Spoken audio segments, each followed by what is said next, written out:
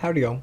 Hope you had a good day. I'm sorry for the inconsistent videos. I would love to make a video for y'all every day, but I don't want to just be making a whole bunch of fluff. I only want to make stuff that I think y'all will really think is interesting. And thank you guys so much.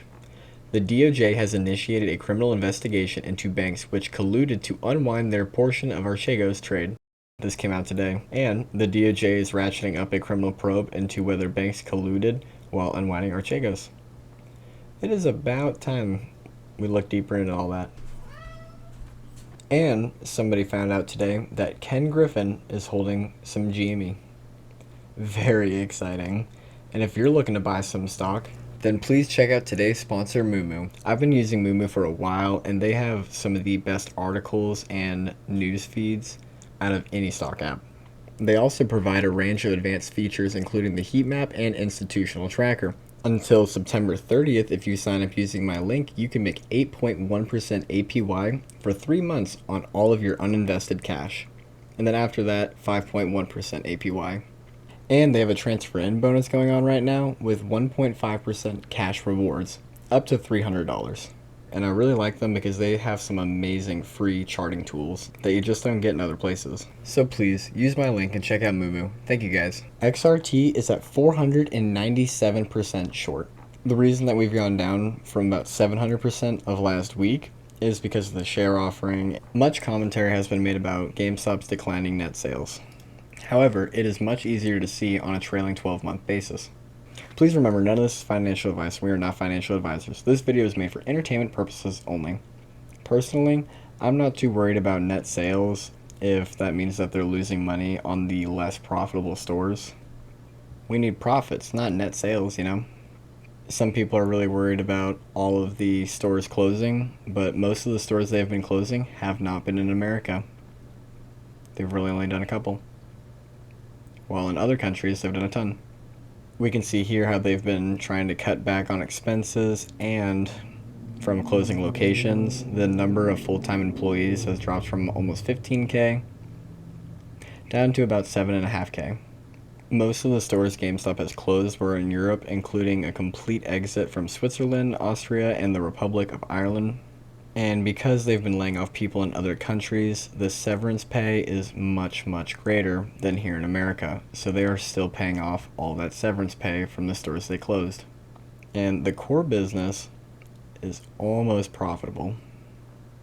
And shutting down all these less profitable businesses are going to really help out the core business.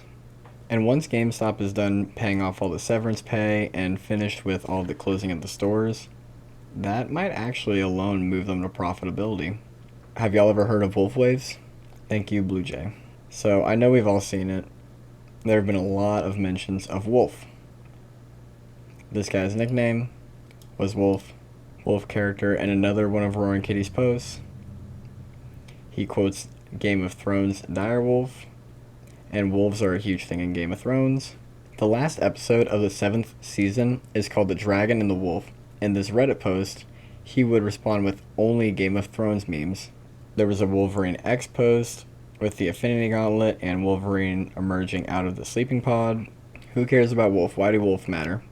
Well, Wolf wave patterns. Wolf waves signal an uptrend, suggesting a bullish momentum in the market. The Wolf wave is a technical analyst pattern that helps traders identify potential buy and sell signals. The pattern consists of 5 waves, with the third wave being the most important, as it determines the direction of the trend. When the wolf wave forms an uptrend, it is a sign that the market is likely to continue rising. This pattern is often used in conjunction with other indicators to confirm the strength of the trend and potentially generate trading opportunities.